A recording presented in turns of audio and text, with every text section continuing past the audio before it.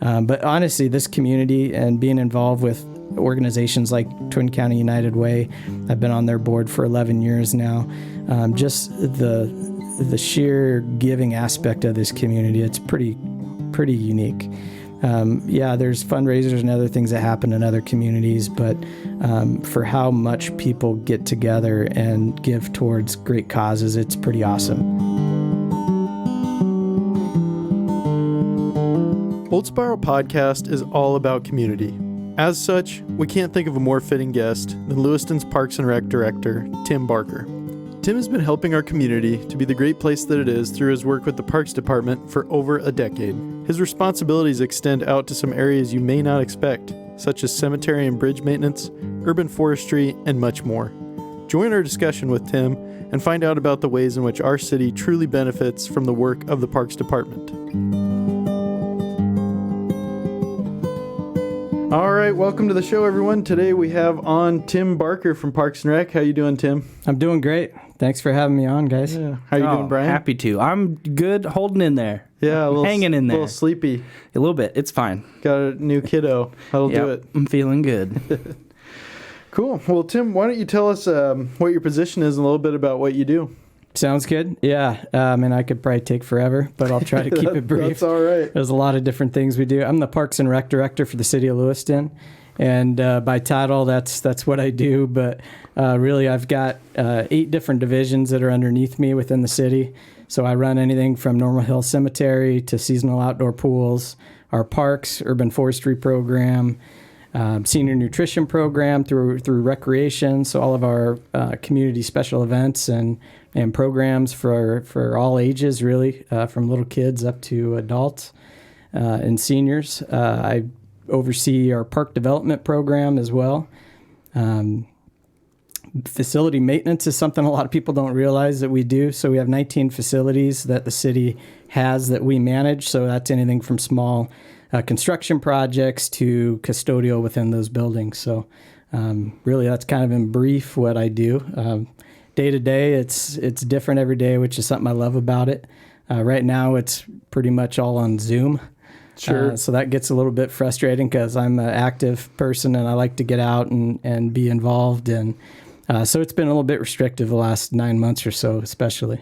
Right. So you took over that position, I think, 2011? Yeah, it's 2011. So I've been with the city since 2007. Oh, okay. So have you seen sort of more stuff fall under your umbrella since 2011? Like you mentioned those 8 divisions, but has it become like bigger since then? Yeah, absolutely. And it really kind of depends. We've gone through a lot of turnover through retirements, and we're talking staff that have been with the city for 30 plus years. So just on the park side, we replaced 3 staff in 1 year that had over 100 years experience between the 3 of them. And so that's just tough when you have that. We're without an urban forester right now, so I've kind of taken on a lot of those duties along with my park maintenance supervisor. So it's funny because I have a recreation background is really where my expertise and all my professional experience prior to coming to Lewiston was in. And so it's been a huge learning curve just in general anyway, learning a little bit more about each department. 2015, we created the first ever master plan for Normal Hill Cemetery. That was originally built in 1888. And so they never had a master plan, and so I really had no experience in... Just throw them where they fit? Yeah, you dig. If someone's there, you dig next to it, yeah. No, and I've heard about every cemetery joke that you can come up with out there. But the cemetery master plan was really a great introduction for me into understanding how cemeteries function and just the business side of things.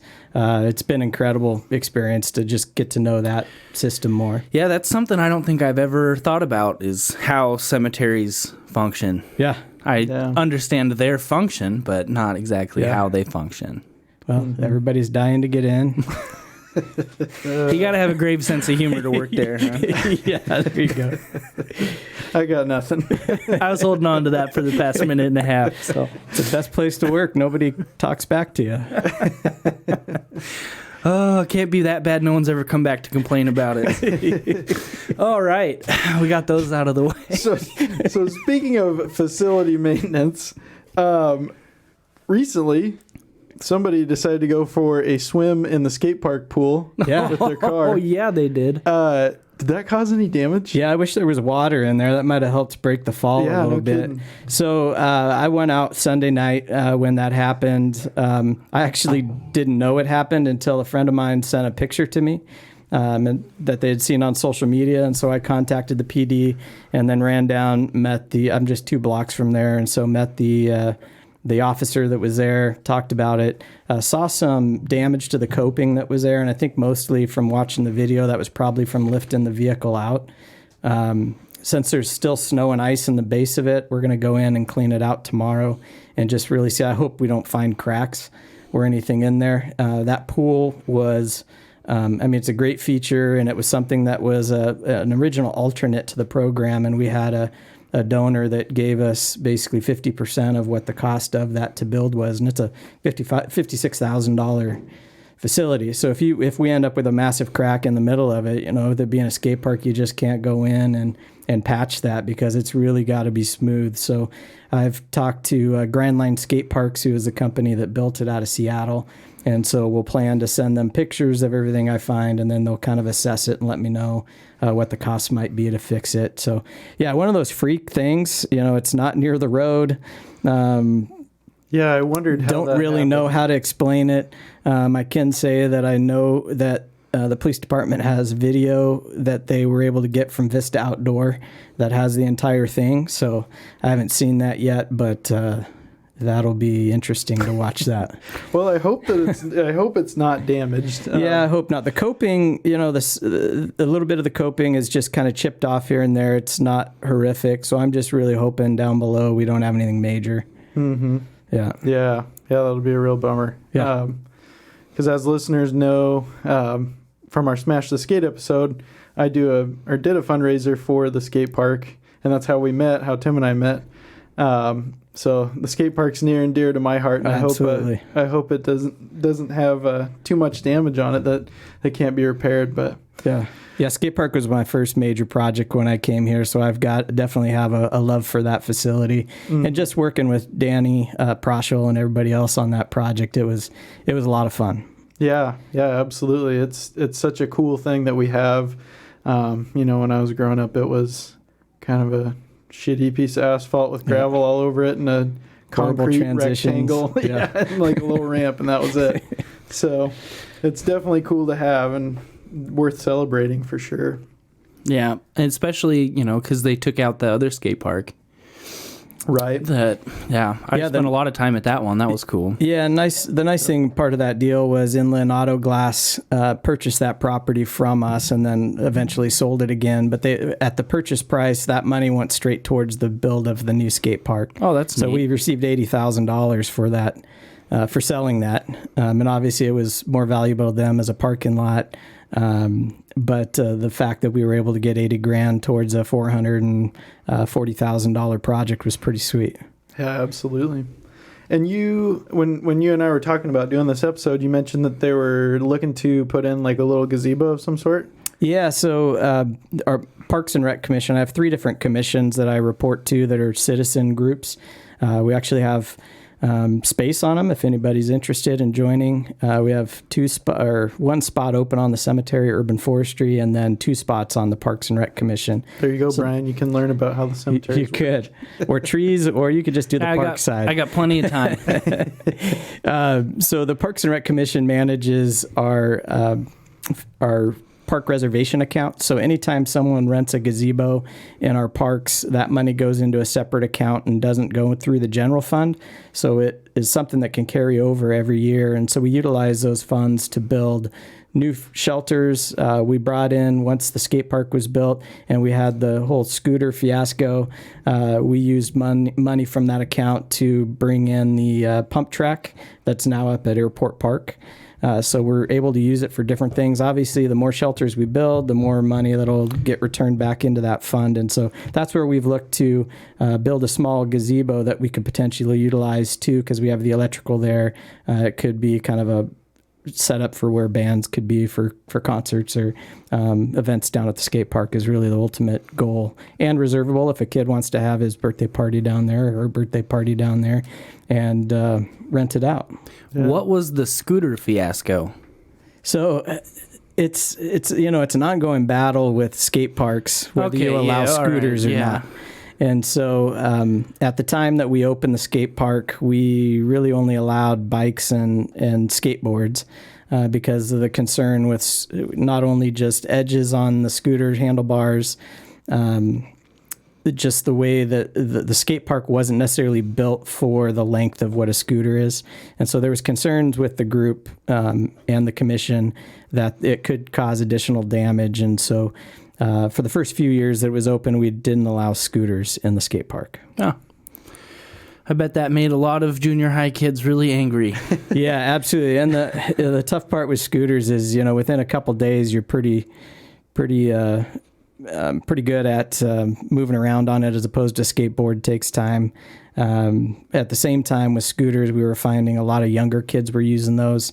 And so you had older guys on skateboards riding through on lines and kids that didn't understand that process. And so we had collisions and other things that were occurring. So yeah, I can see how whipping those things around could cause a lot of damage. Yeah, and absolutely. Having the younger kids, I remember being a young kid first going to the skate park and quickly learning what to watch out for. For sure. Yeah. Totally understandable.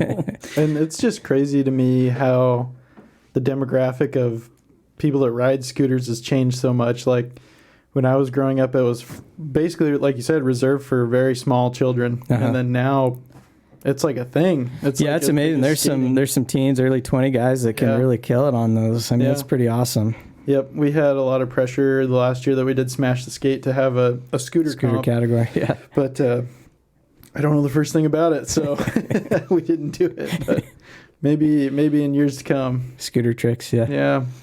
Backflip wins. Yeah. Exactly. So there's accidental damages, like someone driving their car into a skating bowl. The bowl, yeah. And trees. how much vandalism do you guys have to deal with? It's kind of seasonal, really. Around spring break, early summer time frame, we tend to have a little bit more vandalism. Fall time frame, we do. Winters usually when, just in general, talking about the park system, winter is when our restrooms get vandalized or tend to. We lose a lot of toilet paper for obvious reasons. People just going in needing supplies. So we used to actually lock our toilet paper. I mean, not that someone listening's going to just go, oh, free toilet paper now. But we used to lock them, and it was getting expensive to replace the whole unit. So if someone really wanted one, we'd leave it unlocked and have at it. We'll just replace that. But bridges, we maintain the bridges too. And so any graffiti on there, we've got all sorts of different graffiti removal options. We got dustless blasters and all sorts of stuff that we use to clean that up. Being down at the skate park the other day, I noticed we do have a few tags that are down there, and so we got to get those out of there. But it's crazy how the type of material that you have anymore that can easily take that stuff off. We used to just paint over it with like a gray paint, and then you had like a square spot. Now you can almost completely remove something. There's a tag around here. It's real creative. It's gang. No bubble lettering or gang. anything. That's G-A-N-G. I mean, it says it all. Yeah, no questions. They're Why just mess right around? to the point. Yeah, you drive by around here, you'll see one. It's like, why? Yeah. What? It's not even good. might be starting too young before they can even get creative. Well, especially now in the world of infinite resources on YouTube, you could learn to put up some nice bubble letters pretty quick or something if you wanted to, but nope, I guess not. Yeah. So how does that work with bridge maintenance? Because obviously we're divided between a river and two cities. So do you kind of cover one end of it and they cover the other end? So really, we just help out whatever City of Lewiston's Public Works Department oversees. So if they have something that they notice, we'll jump in and help them out with it. So it really is kind of divided, whether it's county, city. even just road maintenance that happened this last year on the Southway Bridge. I mean, you had 4 different entities that were putting money towards that. So it was kind of a group effort, and that's kind of the way the maintenance of it works as well. Crazy. Yeah. So this year with events and last year with events, it's obviously been a lot different. But, I mean, typically the city hosts tons of different events, and a lot of them through the parks department. So are we seeing some of those come back this year? Yeah, absolutely. We're hoping to have, so we do a pretty popular Movies Under the Stars series. And so we usually have about 6 movies that we show back to back for 6 weeks. We didn't run those last summer. We ran the dive and drive. So up at Orchards Pool, it's free swim on Saturdays, so you could go swim ahead of time, and then you jump in your car and do a drive-in movie. So that was something that fell within the guidelines, allowed us. We did have to limit the number of cars that we had, but it was pretty successful. We had, I think, 2 or 3 of those that we ran. So we'll continue to do that this year, but we're hoping to have the sit-down in person. We weren't able to run our 4th of July event last year, our Star Spangled Celebration, so we'll be doing that again this year.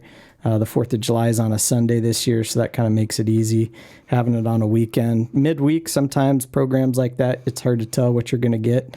Usually, actually, they're more popular when people, if it's midweek, they can't really plan a trip around, so they're going to be in town anyway. But yeah, we're excited to have events back and food trucks at them and just get the community back in it. So planning this last year for rec programs has been kind of crazy. Starting last spring, we really kind of canceled everything, and then we went online. So on our Facebook page, Ray Padrina, our sports coordinator, did a great job. In the morning, he did a small kind of fitness activity that you could do at home, and then midday it was a game kind of for kids that he'd demonstrate, and then they'd play, and then the evening was more of like kind of a family type activity. So he was doing 3 posts per day, and so that was kind of fun to have that. We also still ran our Rec Mobile this last summer, which is a mobile recreation program that kind of a concept I brought over from Portland. Except we had a massive transit bus over there that was full of stuff. But what we do is we go to 2 different sites each day in both Clarkson and Lewiston, and have games, activities available for kids, and it's free for them to show up. So really it was kind of a way to reach out to those kids that would normally just be at home and not have an activity to go to, or didn't either want to sign up or couldn't afford to go to a summer camp type program. So it gave them an outlet for that. So we had a set schedule that we run for that program. And last spring, we did some competitions too, where you could win sidewalk chalk and hula hoops. And so the staff would go to your house, draw on the sidewalk, hopscotch and other things, and leave hula hoops. And so kind of almost getting back to like the old school stuff that we might have done when we were kids. So it was a lot of fun, and people really responded well to it. That's cool. Yeah. Well, I saw on the city's website, it looks like they're doing a virtual Seaport River Run. Yeah. So what does that mean for it to be virtual? Yeah. So we kind of actually took the lead. We're usually the week before Bloomsday, and Bloomsday last year moved to the fall and did a virtual, and then they decided a couple months ago to do a virtual this year. So we said, all right, well, we'll jump on board, do the same thing. So what'll happen is people register through the website for it. And then obviously the Seaport River Run is a fun run. It's not really a qualifier for anything, but it's a way for us to, have a community event during the Dogwood Festival, and then give an opportunity to provide some of the funding to a nonprofit in the community. And so this year it'll be going to Young Life. Our funding, they're our sponsor, and what Young Life does in return is they'll provide all the staffing and everything we need.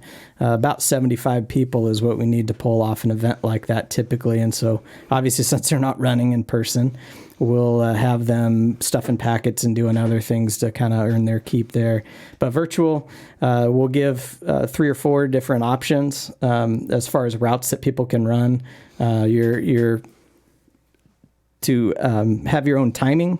If you want to submit it and attempt to be in the top 10 in your age category, you have to GPS your route and the timing through that. So it's a little bit unique and interesting. So hopefully it'll work out for us.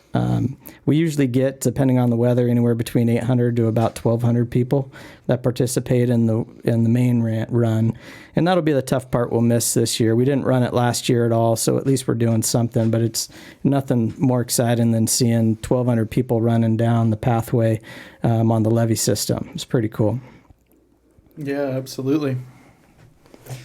The Seaport River Run. Yeah, my brothers are runners in the cross country team at LHS. One of them is, and I know that's something that he really enjoyed, and I'm sure he'll be submitting his GPS thing this year for sure.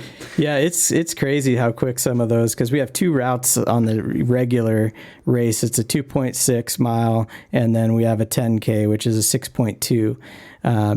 Since we're not doing the normal route, we're doing a 5 and a 10K. So 3.1 miles and 6.2 are the 2 races. But yeah, those LC runners are crazy.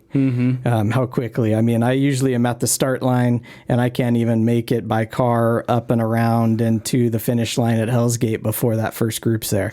It's nuts. Yeah, they're crazy. Yeah. I think I'd probably die if I attempted. That's a lot of running. Yeah, it is. I'm usually stuck on the cleanup crew, and then we usually catch up to the last person that's walking about Kiwanis Park, and then we're strolling behind them for the next hour and a half till they make it to the finish line. Cheering them on. Yeah. Oh, absolutely. Yeah. One year we played the theme from Rocky. the last like half a mile. Yeah, it was awesome. Yeah.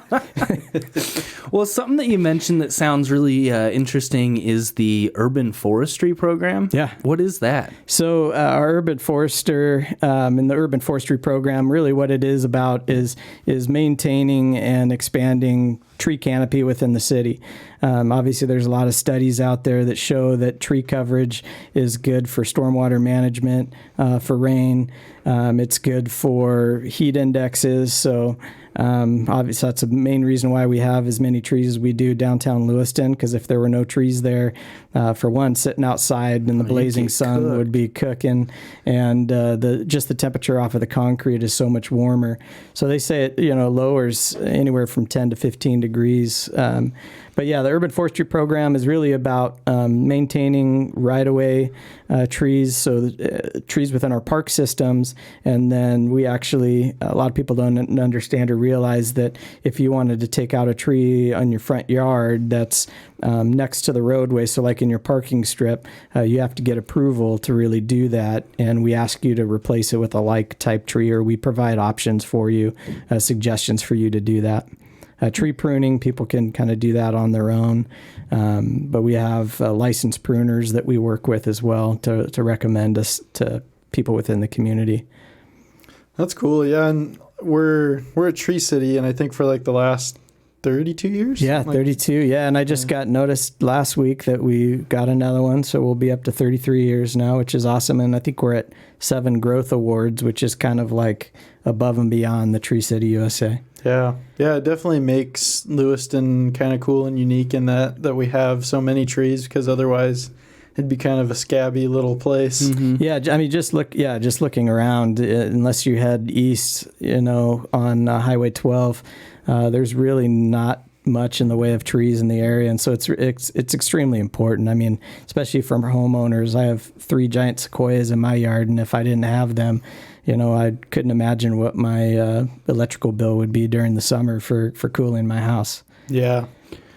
My house gets very hot. It would be nice to have some more trees out there, that's for sure. I never realized, when you're in town, obviously there's a lot of trees, but you don't realize how many trees there are until you head up like Sunset Park and above and look down over, and it's just, especially in the spring and in the early fall, you look out and it's just like, holy cow, there's so many trees. Yeah.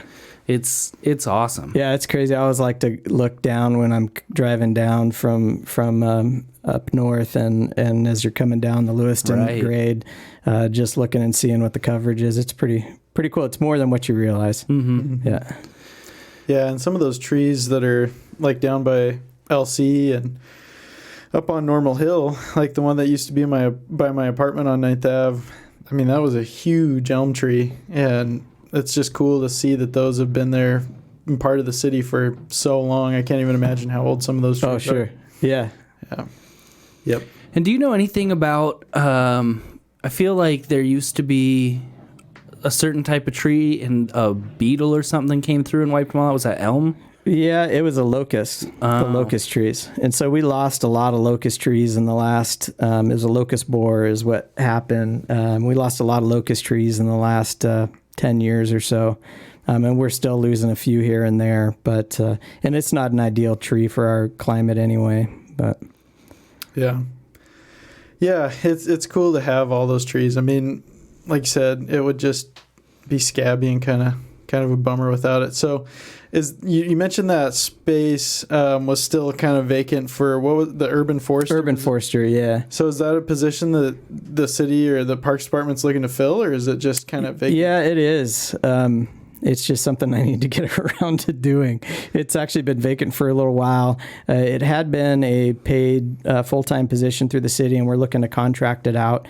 And so I have talked to a few people that are interested out in the areas to kind of supplement something else that they're doing. It had been a contracted position till about 2012 time frame. Then it became a city, basically a park technician is what our skilled labor positions are within the park side. And so it was that. And then in conversation with the city manager, we wanted to look at moving it back to a contract. So the contract kind of opens us up to a little more options as far as, like I said, someone could work 20 hours a week and do it. We could contract with a company. The city's previously worked with like University of Idaho, and they've helped manage it before. So there's a few options that we have to go with that.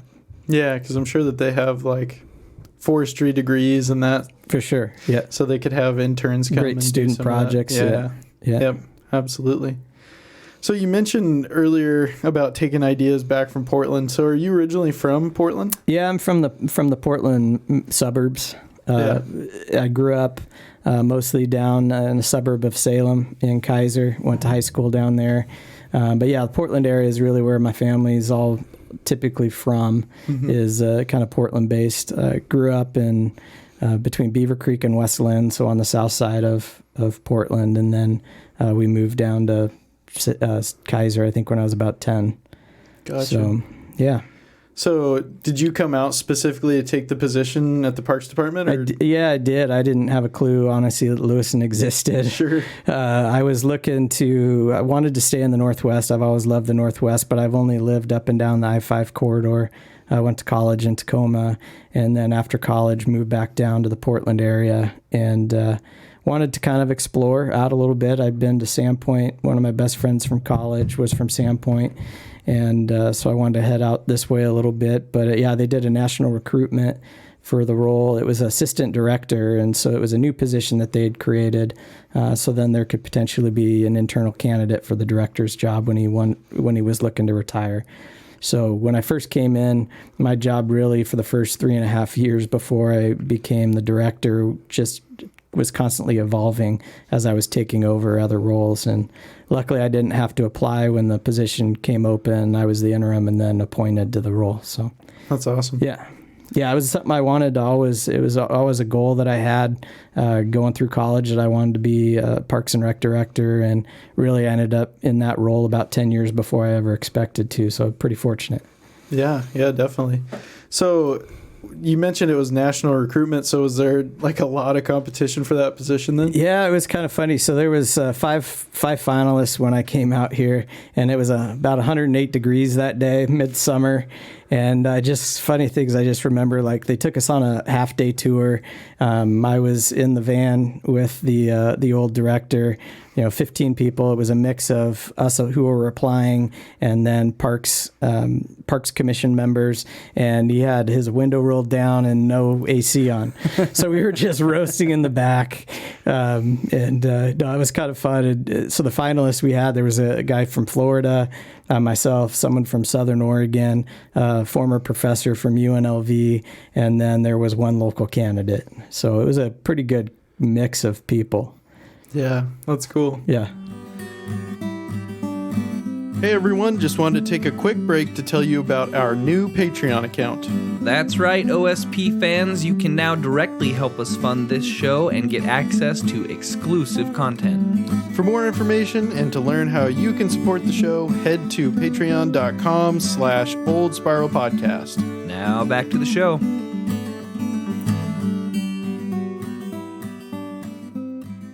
My knowledge of Parks and Rec comes from the popular American television program Parks and Rec. I wanted to know if there were many similarities between that television show and what you do on a daily basis. Yeah, there is actually, and that's what I wasn't expecting Jerry in the office. But we had a Jerry actually, and then he retired. His name was Jerry. Or was it Gary? I can't remember. I think it was Jerry, Larry, and Gary. Larry, yeah. No, it's funny because my two favorite shows are Parks and Rec and The Office, so kind of similar to my regular lifestyle. No, it's funny watching the show Parks and Rec when you've got a public meeting and two people show up or someone's just livid about something. That's very realistic. Yeah. As there was seen from our city council meetings. Wow. There was a former library director that we always kind of butted heads, and there was one episode on Parks and Rec where the Parks and Rec department was butting heads with the library. So it was, and even when they were working, I think it was mostly season 1, working on rebuilding the old the dump pit? Or the pit. Yeah. That's fairly common. Going through the public process, or even dedicating that park that was on the street corner about the size of this table. That's not uncommon. We've got some areas that we maintain that are really small little areas. It was actually, obviously they kind of dramatized things a little bit. But what great characters they had and spin-offs that all of those characters had moving forward. That was a fun show. When it came out, the funny thing is you were like, why would they pick our profession to do this? And I think a lot of it's just because of the whole variety of things that you deal with, and not that we're the fun or most exciting part of a local government, but it might be more interesting than community development, or finance, Right. Well, my real question was, what are some things about Parks and Rec that you do that maybe someone wouldn't expect, not knowing anything about what Parks and Rec is? Oh, man. Right-of-way maintenance, is something that we do. So we spray. We have some certified applicators, chemical applicators. So they go on the sides of the roads, and they're doing things that, in some other communities, maybe that's the street department. But trying to, maintain our weeds. We have a right-of-way mower. We have a seasonal guy that's been there 32 years. He's 84, and he's our right-of-way mower. So he drives a big. Is it the truck with the mower that comes off the side? Yeah, the big mower on the side. Yeah, so that's Don. Don's a great guy. Been working with us. He retired from WSU and has been a seasonal employee for 32 years now with us. So I think he says he's in his final year, but. As far as just kind of random things, like I said, the facility maintenance side isn't necessarily something that you'd see. Running a cemetery isn't always. Usually that's kind of ran by a district or an independent company. So those are kind of interesting as far as some of the random stuff that we might do. And then, obviously just programming wise, we have all sorts of things. The senior nutrition program, I think, fits in well because of our we call them 50 plus and active as opposed to senior programs. Because what we've found is we've got a lot more people that want to take trips and tours, and they don't consider themselves seniors until they're 80. And so if you're 50 and over, we'll allow you to go on those activities. But yeah, senior nutrition program's a great one. So it's very similar to a Meals on Wheels type program. We have about 140 right now home deliveries that we do per day.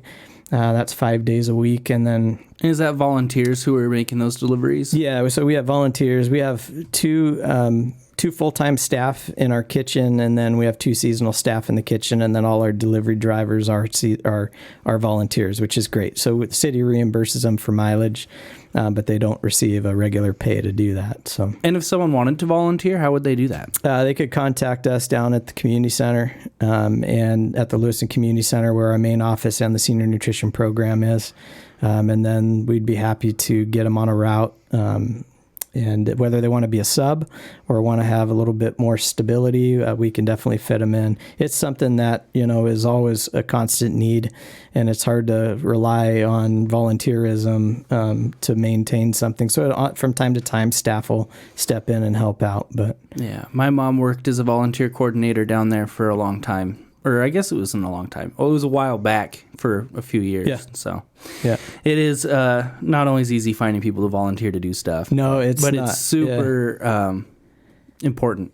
Oh, absolutely. Yeah. And with the volunteer center, and I sit on their board, just the programs and the America Reads program alone is huge to the school district, because we send individuals in that help kids with reading. And that's been a tough thing this last year, because we haven't been able to do that. They're not really allowing any outside individuals to be in the schools, which, I totally understand. Last thing they need is an outbreak. And last thing Volunteer Center needs is a 70-plus-year-old, contracting COVID or getting sick. So, but yeah, that's that Washington Idaho Volunteer Center is a group that probably doesn't get enough notoriety, just because people don't always necessarily know or realize that they're there. But there's a lot of programs that they provide in the community. Cool. Yes, that they do. So on that note, on challenges of getting volunteers, what are some of the other big challenges that the Parks Department faces in their day-to-day? Well, for long term, it's funding. It's kind of a constant challenge and battle. The current city manager, Alan Nygaard's done a great job trying to get all of our departments to be cohesive, because in the past, I've always felt like we were in competition for funding every year. And now we'll sit down with our strategic planning, and we'll agree upon some focus areas for the city, and then we'll all support each other, whoever's taking that lead and moving forward. And one of those is community park development right now, that I've got support from all the other departments, which has been great. So that's a typical challenge. Other challenges that we face, obviously, is just, when our staff get out to the parks each day, what is it they're going to find? So you may, like at Pioneer Park, so we have the fountain there. That wasn't necessarily, when it was redesigned, it wasn't necessarily to be interactive. And so you take the basin away and you open it up, it's going to be interactive. And so when someone goes in there and needs to clean that filtration system, you'll find all sorts of stuff in there that you didn't expect. And in the busiest times, it may be something that clogs the system and shuts it down at like 6 p.m. just because it can't take anymore. And so then you've got to get somebody out there, get it fixed, or you just close it down for the day and then you get in there the next morning. But yeah, it's crazy, because sometimes you'll walk into a park or into a restroom, and usually it takes 10, 15 minutes, but you may be in there for an hour or two, depending on what damage or not that you find. What kind of things are clogging the filtration system? The first thing that comes to my mind is socks. Yeah, clothing, and Cigarette butts, hair, all sorts of stuff, anything that comes off. And again, it's not a system that was, it's not a system that was built to maintain something like that. It was something that was just a kind of a feature that was just to filter the water through. So, and nothing else. Yeah. Yeah. No, that fountain, it's been kind of, we haven't seen it in the last few years, but, there'll be mornings, guys will show up and there's just mass amounts of bubbles all over. Someone will pour something into it, and when they start it up, it just goes crazy. You're giving people ideas now. I know. Yeah. I sat in on a couple meetings about a proposed skate park that was going to go in up by the new high school, and there was like a whole bunch of other parks and that kind of thing. Is there any kind of movement on that, on expanding those areas up there? Yeah, so we actually are going to be putting a couple features in this coming year. Tough part up there right now is we have a water shortage for fire flow, and so there's enough on the site for the high school and for LCSE, but for us to have irrigation, which is we're looking at in the heat of the summer in August, 1,200 gallons per minute is what we need to supply the site, and that's about 220 acres that needs to be irrigated. So it's a huge area. And so there's kind of a hold off for that, but we are moving forward with some development just on the south side of the high school. We're going to be putting in a prefabricated restroom there, some basketball courts, and then a outdoor fitness area. So the trend about 10, 15 years ago was to put in fitness stations like you might see on the Clearwater River that the Corps of Engineers put in. The trend now is to create a sense of community is you basically put those all in one site. And so the beauty is it'll be right along our pathway, which is 3.1 miles around the exterior of the entire property. And so people will be able to work out. So those are a couple features that we can put in that use, obviously the restroom's going to use water, but minimal to no water. Then we'll be getting some other features in there as soon as we can. But yeah, so skate spots is what we've been looking at to put up there. So maybe not quite the 12,000 square feet that we have down at Kiwanis, but something more like the 3,000 to 5,000 square feet. Kind of set them near playground areas or sports fields, but give some kids some opportunity, or even if they're there watching mom and dad play softball, there can be a little skate feature that's in there. So that's kind of our plan, is to put a few of those spread throughout. Cool. Yeah, that would be cool to see that come to fruition. And I remember sitting at that meeting, and it was super ambitious. Like all the different things that they talked about could eventually be there one day. And I thought, wow, that'd be really cool if even half of this stuff came to reality. But yeah, that'd be really neat. Yeah, so we co-locating some athletic venues so then we can host better tournaments and bigger tournaments here. Right now, if you host a baseball tournament, people are having to drive all over the place. Same with adult softball. With adults, we'd rather have them in one location. So we've got a fourplex design there. We've got 3 soccer fields of our own, and then the high school has another 3, so we could utilize both those and run a larger tournament. Same with softball fields. If we had a fast-pitched youth tournament, there's a fourplex for the high school, and then we also have our adult fourplex that we could use, so now you got 8 fields. So the beauty of us being up there with the high school is we can really share some facilities between the two of us. We are going to put a large splash pad in there. So that'll help take the burden off of Pioneer Park and others, but just put a massive, because I think that's something we really need in this community, as a large water feature that's free to the public. They can just come in. We'll have grass next to it, small shelters, so they can hang out there during the day and really enjoy playing in water with different features, kind of envisioning things like, so much is customizable anymore. I want to have like jet boats up there that maybe are sponsored by local companies, and the rooster tail is something that the kids can play in. Or the property that we purchased, the 310 acres, used to be a farm. And so I'd like to have kind of farm type features of different things up there as well, just to kind of celebrate the history of the property. Yeah. Yeah, I used to play around in those old farm fields a lot when I was a kid, because all my friends lived in the neighborhoods around there. Oh, sure. Yeah, and I've heard tons of stories about canyon there. So the great thing is that's one of our first developments that once really we get things all finalized, we'll start promoting more. But we have about 3.5 miles of mountain biking and hiking trails in there right now. We just did a naming rights this last year for the Skinner family, who is the property right along Warner, right next to it. They've been big supporters of the project and obviously been there many years, I think since the early 70s. But one of their sons, Ryan, really has taken the lead on the development of the mountain bike trails and fundraising for that, and then providing some additional long-term funding as well. So cool. Partnerships is really what's going to make this project move forward. Awesome. One of the things we like to cover on the podcast, or the theme, an overarching theme for our podcast is community.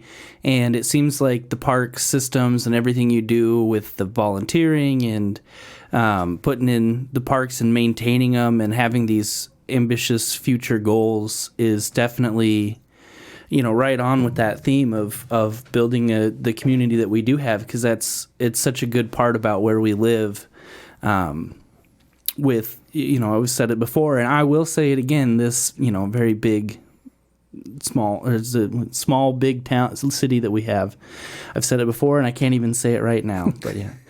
The small, big town that we live in, just that we have so much to do and have that sense of community. So it's cool that, being involved with that, I'm sure, is really rewarding.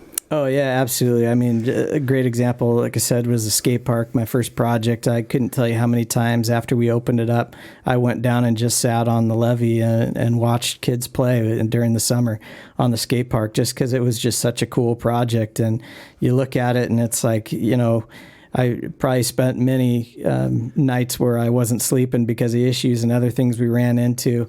But to be able to see something come to fruition like that, it's pretty rewarding. Yeah, for sure. And I mean, just speaking from personal experience, it's been awesome to see how easy it actually is to go to you at the Parks Department and say, hey, I want to do this event to help build community inside of a smaller community in our town. And it was just easy. You guys were super helpful and kind, and it was always rewarding to do that fundraiser every year, and it was something I always looked forward to. And I hope we can do it again once yeah, no, that was a great partnership, and we're always open to ideas. And if anybody has any ideas of programming or something crazy that they want to see, as long as I get it past my legal department, then we're usually good to go. But no, honestly, with you guys running that event, it was pretty awesome because it was happening the same time we had an event, so it's not like we could have run both of them.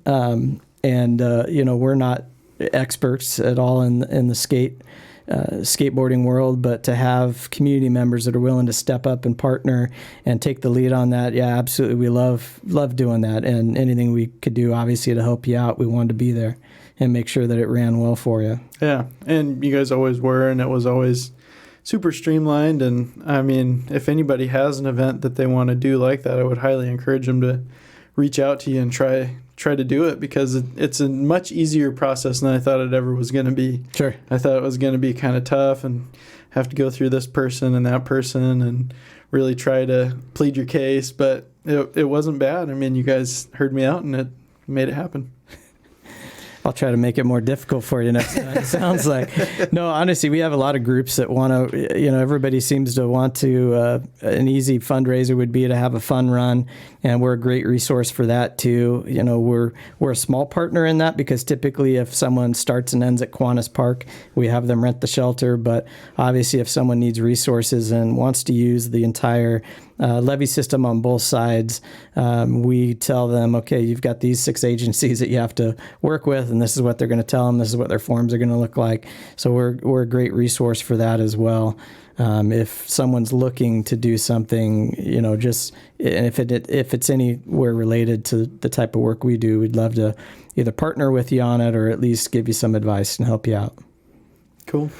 Coming from the Portland suburb area, the larger city, and then coming to somewhere where you hadn't even heard of before, what were your first thoughts? And I mean, besides the 108-degree temperature, no AC in the van, yeah, what were some of your first thoughts when you got here? I mean, obviously you liked enough to stay, but yeah, I'll be honest, my first thought was at that point in my life, I was running a community center for the city of Portland.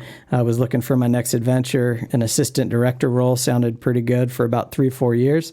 And then I was going to go back to Oregon was my plan when I got here. So I didn't really plan to connect a whole lot. I didn't really know anybody out here. Just wanted to get some extra just get some extra knowledge and experience under my belt, because with the city of Portland, our jobs were so defined. I didn't know what was going on outside my building. And that was frustrating to me, because I first started in a suburb of Portland in Wilsonville, and I really kind of had the full gamut, kind of almost like here. And so getting into a community like this, it was a little tough the first few years to kind of get in the swing of things. I love the size of the valley, the weather, to be in a place where you get 10 inches or less of rain a year. And I love the warm summers. And even if, we get 1 or 2 weeks of snow, that's kind of a good pace for me. I don't think I want too much more, but I like the snow. Honestly, moving here, totally different world, and obviously just the political environment of Portland versus coming out here, just even, learning that, and the pace, a little bit slower. I really enjoyed my commutes here. The last couple of years I lived over there, I was living in Vancouver, and so I was commuting over the bridges every day. So it was about 12-mile commute, and it was 45 minutes in the morning and an hour and a half home. And that was normal to me. So my night never started before like 6:30 at night, and to be able to be home in a song and a half now, I mean, it's pretty amazing to be home by 5:05, if I leave work on time. But honestly, this community and being involved with organizations like Twin County United Way, I've been on their board for 11 years now. Just the sheer giving aspect of this community, it's pretty unique. There's fundraisers and other things that happen in other communities, but for how much people get together and give towards great causes, it's pretty awesome. And so those are the kind of things you start thinking about. I was like, man, this is a really good community. I like the size. Obviously Lewiston's only about 33,000, but really our service area is about 60 to 70,000, because of there's really not a whole lot of programs on this side that compete with us. So we try to provide some things over here through partners, but this is a really good community. Toughest part, I think, here that's been actually rewarding for me is it's really forced me to look towards grants and other opportunities to raise funds. It's sad to say, in previous jobs, you didn't really have to work for that. You just asked for it and it was there. Not that people don't support the programs here. It's just the way we fund things is different. And so that's been a great challenge for me. But yeah, I've really enjoyed being out here. 13 years now. It's crazy. It's gone by fast. Yeah, absolutely. And we're happy to have you here. Yeah. Well, commuting, man, I commuted from here to WSU for a couple years, and people were like, wow, 45-minute commute. And I'm like, well, yeah, but it's the distance. I mean, I could have a 45-minute commute easy and travel a quarter of the distance in some places. Yeah. Mm-hmm. No, I was driving a manual shift Tacoma, and driving that on the highway, on the freeway, bumper to bumper, was no fun. No, not at all. Portland can get pretty gridlocked at times. Oh, it can. Yeah, and especially when you're on the about Washington 4 or 5 o'clock. Yeah. And Yep. Well, is there anything kind of new on the horizon that you want people to know about for the parks? Well, I mean, we're always constantly, I try to challenge my staff to come up with 3 to 4 new programs every term. Right now, we're not doing printed guides. It's kind of programming on the fly during these COVID times. So we're really trying to keep our website and our Facebook page updated for new activities. But kind of reaching out more. We're trying to do more multi-generation type programming. So things we're going to be getting into, pickleball and other things a little bit more. That's been a huge sport. And so we're taking that on as well. But yeah, we're going to be coming up with some new special events this summer. We've got different sport leagues that we're going to try out, that get into the disc golf. We've got the course, but start running some leagues that way. We're doing mush ball this next month, which is softball up at Airport Park. So that'll kind of be an intro into our adult softball program in the spring, kind of a warm-up for it. But really the kind of future of what we're looking at is community park development. At the same time right now, we're going through our park and open space master plan update. So we'll be having an online platform with videos, unfortunately, of me talking about each neighborhood in the community and what's in that neighborhood, the things that came up 10 years ago in our last update, and then looking towards the community, whether you live in that neighborhood or not, what type of features you want to see moving forward. So as far as trends moving forward, I think we're getting away from more of the team sports. It's kind of a national trend, and getting more towards the mountain biking, the disc golfing, the things that you could just grab your equipment and go and do on your own time, as opposed to show up at 9 o'clock at night and play a game till 10:30 and then go home. So things that are flexible with your schedule is really what we're seeing in the trends that are out there. So be kind of looking for some new and innovative stuff that we'll be looking at there. Cool. Yeah.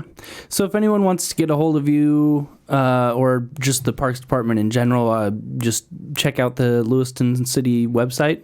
Yeah, cityoflewiston.org, and then you can, on the upper part of the web page, you can click on departments and then select Parks and Rec, and then we've got as much information as we can out there. If not, we've got links to other things. But it's just even exploring what's out there. I mean, we have 26 different park sites that we maintain. A lot of people don't realize I didn't know there were that many. Yeah, we have over 200 developed acres that we maintain. So pocket parks, trail systems that are out there, a lot of people don't know. Our Facebook page, Lewiston Parks Recreation, is another great source. So we always have new things that are constantly scheduled to go up on that site. Those are the two best ways, or they can contact us at the community center at 746-2313.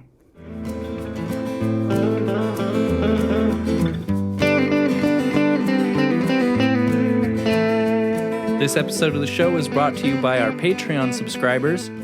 Thank you so much to all of you for supporting the show. If you would like to become a Patreon subscriber, head over to patreon.com/oldspiralpodcast. That's going to do it for this week, but the shows are not over. Get caught up on the backlog of episodes if you haven't already, and thanks for listening.